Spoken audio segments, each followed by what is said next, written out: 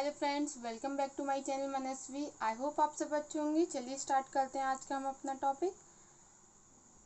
आज हम बात करेंगे BA second year economics paper first के जो हम इम्पोर्टेंट क्वेश्चन कर रहे थे उसमें हमने किया था इससे पहले वाली वीडियो में काल श्रेणी क्या होती है, सांख्यिकीय तकनीक के रूप में काल श्रेणी के महत्व पर प्रकाश डालिए। ठीक है, वर्गक्रम सारणी हम कर चुके हैं, समंकों का रेखाचित्र प्रस्तुतिकरण भी हम पहले वीडियोस में बात कर चुके हैं। अगर आपने नहीं देखे हैं तो प्लेलिस्ट में जाके पहले वो वीडियो देखिए। आज हम बात करेंगे भारत में केंद्रीय सांख्यिकीय संगठन के संगठन की विवेचना कीजिए। ये क्वेश्चन सन 2021 में भी आया हुआ है। चलिए देखते हैं।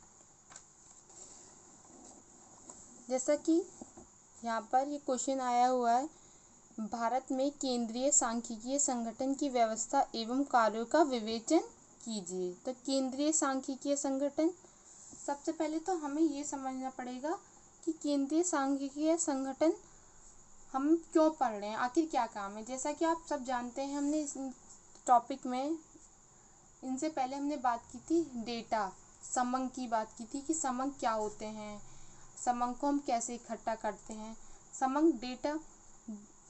ठीक है, तो वो डेटा अगर कोई तो होगा ना जो वो डेटा इकट्ठा करवाएगा, कोई तो ऐसी संस्था होगी जो उस डेटा को इकट्ठा करके अपने पास सुरक्षित रखती होगी।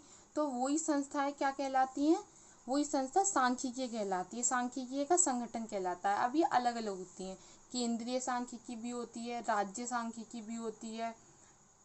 ठीक है, तो एक ऐसी ऑर्गेनाइजेशन, एक ऐसे संगठन, ऐसी संस्था जिसमें जो हम जो समंक इकट्ठे करते हैं उनकी हम विधियों का अध्ययन पढ़ते हैं और वो समंक का वहाँ रख रखाव होता है, सांख्यिकीय कहलाता है। हम सांख्यिकी में ये इन्हीं सब चीज़ों का अध्ययन करते हैं। चलिए देखते हैं।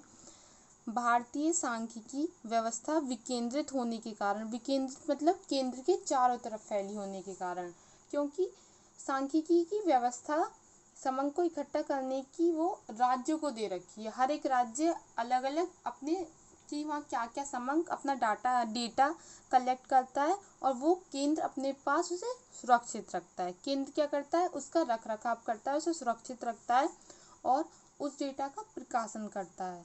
ठीक है, भारतीय सांख्यिकीय व्यवस्था विकेंद्रित होने के कारण स्वतंत्रता प्राप्ति से ही यहाँ अनेकों सांख्यिकीय संगठन समंक आए ना डेटा संकलन हेतु कार्यरत है। तो ये केंद्रीय सांख्यिकीय क्यों है, क्योंकि समंक के लिए कार्य करती है।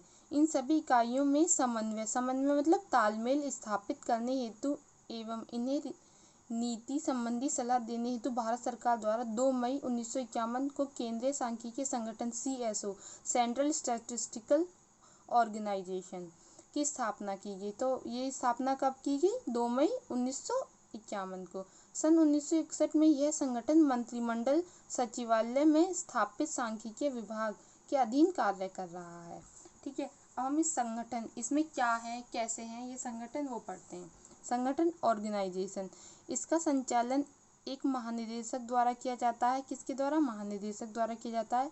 यह सांख्यिकीय विभाग का पदेन संयुक्त सचिव भी होता है। इसके अधीन अपर निदेशक, संयुक्त निदेशक, विशेष कार्याधिकारी, उप निदेशक, सहायक निदेशक तथा सांख्यिकी एवं अनेक निरीक्षक एवं गणक हैं कि इसके अंदर ये लोग कार्य करते हैं। आगे चलते हैं, हम आगे देखते हैं कि इसका विभाग कहाँ है। इसका मुख्य कार्यालय दिल्ली में तथा एक कलकत्ता में। ठीक है, जिसे हम कोलकाता बोलते हैं। कलकत्ता में औद्योगिक सांख्यिकी कक्ष द्वारा औद्योगिक आंकड़ों से संबंधित कार्य निष्पादित किए जाते हैं। कि किससे संबंधित कार्य, कि औद्योगिक जो इंडस्ट्रीज होती हैं, ठीक है, उससे संबंधित कार्य। इसका मुख्यालय दिल्ली मुख्यालय को सुचारू रूप से कार्य संचालन हेतु निम्नलिखित 16 इकाइयों में विभक्त किया गया है। कितनी इकाइयों में, 16 इकाइयों में। पहला राष्ट्रीय लेख। राष्ट्रीय लेख में क्या होता है कि इस विभाग द्वारा राष्ट्रीय आय के विस्तृत अनुमान तथा संबंध समारोह को सम्मिलित कर प्रकाशित किया जाता है। यह राज्यों को राज्य घरेलू उत्पादन के तुलनीय अनुमान तैयार करने में भी मदद करता है। जितना भी राज्य सरकार का लेखा जोखा होता है, जितना भी राष्ट्रीय आय होती है, उसका जितना भी लेखा जोखा होता है, तो उन सब सबका अध्ययन किस में किया जाता है? राष्ट्रीय लेख में उन सबका अध्ययन किया जाता है। दूसरा हम पढ़ेंगे औद्योगिक सांख्यिकी। मैं ये सब इनके जो हैं ये मैं बुक से कराऊंगी, क्योंकि इसमें बहुत ज़्यादा टफ लैंग्वेज लिखी हुई है मॉडल में, तो मैं PDF में दोनों दे दूंगी, मॉडल के भी आंसर दे दूंगी और बुक का भी आंसर दे दूंगी। आपको जो इजी लगे आप वो करिएगा, इसलिए मैं ये बुक से करा रही हूँ। चलिए एक मिनट, हाँ मैं अभी बुक खोल लेते हैं तब करेंगे। बुक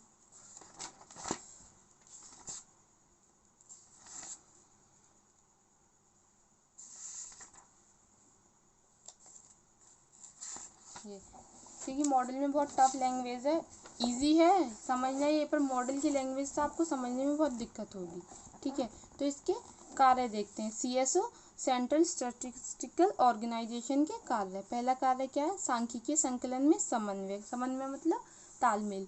तो देश में समंकों में एक रूपता लाने और समंक संकलन में अनावश्यक दोहरापन होने वाले अव्यय को रोकने के लिए कि कोई दोहरापन ना हो, जैसे अलग अलग राज्य अलग अलग वो कर रहे हैं कि कोई भी दोहरापन ना हो, उसको रोकने के लिए इस उद्देश्य से इस संगठन की स्थापना की गई है, समन्वय लाने के लिए। ठीक है, दूसरा है परिभाषाओं और मानकों का निर्धारण। समंकों की राष्ट्रीय और अंतर्राष्ट्रीय तुलनात्मक में वृद्धि करने तथा उनके वास्तविक स्तर में निरंतर सुधार की दृष्टि से संगठन द्वारा आदर्श परिभाषाओं और मानकों का निर्धारण किया जाता है। इस संबंध में विभिन्न विषयों से संबंधित 14 मैनुअल अब तक तैयार किए जा चुके हैं। ठीक है, परिभाषाओं और मानकों का निर्धारण किया जाता है इसमें। आगे चलते हैं। अंतर्राष्ट्रीय संपर्क, इंटरनेशनल कॉन्टैक्ट। CSO द्वारा विभिन्न अंतर्राष्ट्रीय संस्थाओं को देश की प्रगति से संबंधित समंक प्रकाशन के लिए नियमित रूप से प्रेषित किया जाता है, कि देश से जो भी संबंधित हमारे दूसरे देशों से अंतर्राष्ट्रीय जितने भी हमारे संबंध चल रहे हैं उन सबका जो समंक है उसको ये इकट्ठा करता है, उसे प्रकाशित करता है। ठीक है, चौथा है सांख्यिकीय विषय पर परामर्श। यह संगठन विभिन्न मंत्रालयों और सांख्यिकीय विभागों को सांख्यिकीय विषय पर परामर्श भी देता है, कि आप इसमें ये सुधार कर सकते हैं या आप ये आइडिया देता है। पांचवा है राष्ट्रीय आय में अनुमान। संगठन के राष्ट्रीय आय प्रभाग द्वारा राष्ट्रीय आय के वार्षिक अनुमान लगाने के लिए वार्षिक श्वेत पत्र तैयार किए जाते हैं। यह प्रभाग राष्ट्रीय आय के अग्रिम अनुमान भी प्रकाशित करता है, कि एक राष्ट्रीय आय को कैसा होना चाहिए, क्योंकि वो डेटा इकट्ठा कर लेता है तो वो अनुमान लगा सकता है, तो इसलिए वो राष्ट्रीय आय के ये अनुमान लगा के और आइडिया कि हम ऐसे सुधार कर सकते हैं उसमें भी सुझाव देता है। छठा, नियोजन, निर्माण एवं मूल्यांकन में सहायक होता है। तो देश में आर्थिक नियोजन में संबंधित अनेक महत्वपूर्ण अध्ययन करता है, योजनाओं के लिए आवश्यक समंक उपलब्ध करता है और योजना प्रगति का मूल्यांकन करता है, कि कोई भी योजना है उसके लिए क्या करता है? समंक इकट्ठा करता है। समंक इकट्ठे करने से मतलब एक भी है कि आप एक एग्जाम्पल से और समझ सकते हैं, जैसे कि हमारे देश में अगर 1 करोड़ जनता है, ठीक है, और हमें उसके औसत आय निकालनी है, उसकी हमें औसत लंबाई निकालनी है कि हमारी 1 करोड़ जनता की लंबाई कितनी। तो हम 1 करोड़ जनता पर तो सर्वे करेंगे नहीं, तो हम क्या करेंगे? हम रैंडमली कहीं से भी अलग अलग क्षेत्रों से 10,000 लोगों की जो हाइट है उस पर सर्वे कर लेंगे। ठीक है, उस सर्वे के अकॉर्डिंग हम ये मान सकते हैं कि हमारे देश में लगभग औसत जो लंबाई है वो 1 करोड़ लोगों की कितनी है। तो यही समंकों का इकट्ठा कैसे करते हैं। अगर आपने अभी तक समंक वाला चैप्टर नहीं देखा है तो पहले आप वो जाके देखिए, आपको तभी समझ आएगा। जनसंख्या समंकों के समन्वय। इस संगठन द्वारा जनगणना एवं जीवन समंकों के आधार पर जनसंख्या के वार्षिक अनुमान लगाए जाते हैं और जनसंख्या संबंधी विभिन्न समंकों में समन्वय स्थापित किया जा सकता है। जनसंख्या समंक है तो जनसंख्या समंकों का अध्ययन करेंगे। औद्योगिक समंक है तो इसमें उद्योगों के बारे में अध्ययन करेंगे, जो इंडस्ट्रियल स्टैटिस्टिक होता है। प्रशिक्षण है, प्रशिक्षण में प्रशिक्षण के बारे में अध्ययन करेंगे, जैसे इसमें जो सांख्यिकीय ट्रेनिंग दी जाती है लोगों को, अधिकारियों को, विद्यार्थियों को, विदेशी नागरिकों को। बहुत ईजी है, कुछ नहीं है, जो हेडिंग में है अंदर भी वही है।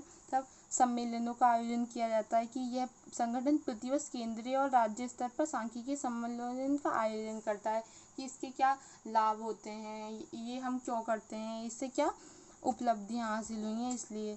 11 मूल्य एवं निर्वाह लागत समंकित करता है कि मूल्य कैसा होना चाहिए, कि क्या मूल्य पहले था, क्या अब है। प्राइस संगठन की मूल्य अनुसाधन इकाई विभिन्न नगरों में प्रचलित मूल्य का प्रकाशन करती है। कुछ नहीं, आप सिर्फ एक दो बार हेडिंग पढ़िएगा, आप खुद से लिख देंगे। आर्थिक संगठन की आर्थिक रूप में क्या क्या बदलाव हुए हैं, इसके लिए डेटा कलेक्ट करता है। सामाजिक सांख्यिकी जैसे आप ये पढ़ सकते हैं, संगठन द्वारा सामाजिक सांख्यिकी के विकास की दृष्टि से समन्वय कार्य किया जाता है, मतलब तुलनात्मक ये तालमेल वाला कार्य किया जाता है। इसमें जनसंख्या, मानव विकास, रोजगार, स्वास्थ्य, शिक्षा, सामाजिक न्याय, महिला सशक्तिकरण, जेंडर सांख्यिकी है, ये सब पर इसका डेटा कलेक्ट किया जाता है, समंक का अध्ययन किया जाता है। प्राकृतिक संसाधनों का लेखा जोखा रखा जाता है, जैसे जलवायु, भूमि, मिट्टी, गहन, वन को शामिल करने हेतु प्राकृतिक संसाधन लेखांक के 8 अध्ययन को पूरा कर चुके हैं अभी तक, इसका अध्ययन किया जाता है। अन्य कार्य भी किए जाते हैं, अंतर्राष्ट्रीय सांख्यिकीय सम्मेलनों से संबंधित कार्य किए जाते हैं। आर्थिक तथ्यों से संबंधित चित्र एवं बिंदु तैयार किए जाते हैं। इस क्वेश्चन का आंसर यही तक है, यही है। इसमें सिर्फ यही किया जाता है कि जो हमने समंक पढ़ा है तो उस समंक को कैसे किया है, उसकी विधियां, और ये समंक को कौन इकट्ठा कौन करवाता है, और ये कहाँ इकट्ठा करके इसका कहाँ रख रखाव किया जाता है, सिर्फ इससे ही रिलेटेड है। आज के लिए इतना है। अगर कोई भी डाउट है तो कमेंट करिए, वीडियो को लाइक करें, शेयर करें, चैनल को सब्सक्राइब करें।